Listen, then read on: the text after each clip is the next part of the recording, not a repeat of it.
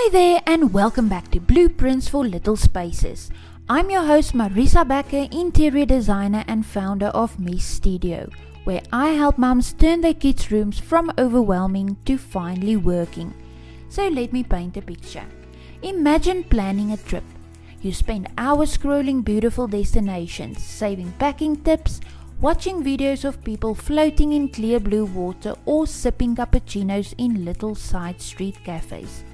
You've got a whole board full of dream vacations.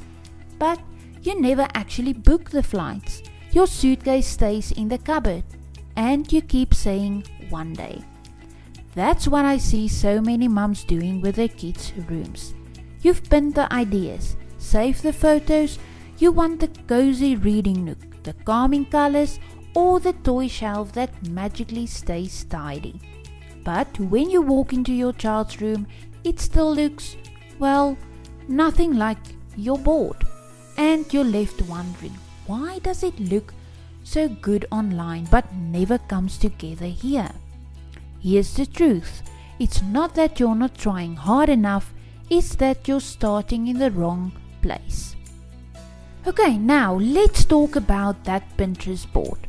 Or the saved Instagram folder full of dreamy bunk beds, Montessori style toy setups, wall decals, fairy lights, built-in desks. All of that looks like a plan, but it is not. It's inspiration, not instruction. And inspiration can actually slow you down if you don't have a framework for how to use it. Why? Because those rooms weren't designed with your home in mind. They don't deal with the weird wall angle in your kid's room.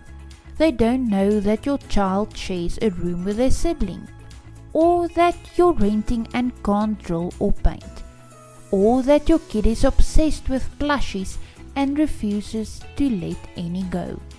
So what happens? You get stuck. You keep pinning, you keep saving. You might even buy a few baskets or cushions, but the room still feels chaotic or mismatched or just not right, and that leads to guilt or that frustrating cycle of rearranging things every few weeks, hoping something clicks. So let me take you behind the scenes. As a designer, I don't start with color palettes or product links. I don't even start with the pretty stuff. I start with 3 things. Number 1, what is not working right now? Then number 2, what does this room need to do? And number 3, what stage of life is your child in and what is changing? Only after that do I touch any Pinterest boards, because once you know what the room needs to do, you can shape it on purpose. Designers work from function first and then form. It's not about making it perfect, it's all about making it work for your child in your home. Okay, now you might actually ask, but how do I get from pinning to progress? Here's a better way to start, even if you're not ready for a full consultation or a makeover. Number 1, do a quick room scan with purpose. Instead of judging the whole room, pick one corner. Stand there and ask yourself, what's the actual problem here? Is it cluttered, hard to clean, or is there no storage? Write it down or say it out loud. Just naming it brings clarity. For example, this area by the bed is always messy because there's no spot for books or water. Boom! Now you have a problem to solve, not just a vague sense of frustration. Then number 2, choose one main purpose for the space. Don't try to make it everything all at once. Ask yourself, what is this room's most important job right now? Is it a calm place to fall asleep, a zone where siblings can play independently, or a space that encourages reading or creativity? Once you've named that, you've got a filter. Now, every design choice from layout to lighting gets simpler when you know what the room is for. Then number 3, make one small purpose-driven change. Now, take action, but keep it simple and strategic. If the goal is better sleep, focus on lighting or decluttering around the bed. If it's play, clear floor space and rotate the toys.